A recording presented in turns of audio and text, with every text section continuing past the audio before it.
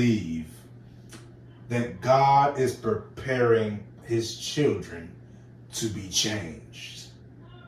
I just feel that in 2026, God has something special for his children. I believe in 2026, God's going to make a new normal in our souls. I believe in 2026, God is going to align us in a different pathway. I believe that God's going to block out our old ways, that God's going to throw away our old habits, that God's going to throw away our old decisions that we used to make. And I just believe that this year, 2026, God's going to provide a change in our soul. And if anybody just grateful today, is that God is going to provide a new change in your soul. Is there anybody thankful that's waiting on a change? That God's going to make a new change in me. That God going to prepare more in me. That God's going to bring strength in me.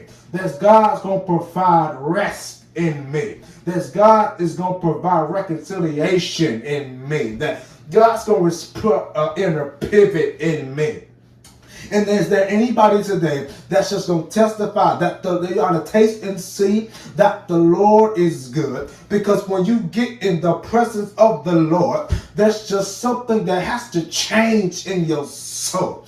When you get an encounter with God, you can never stay the same, because once you meet the Lord for yourself, a change has to come.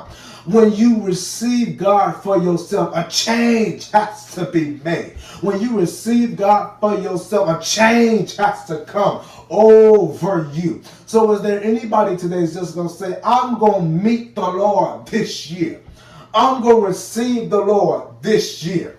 I'm going to claim the Lord this year.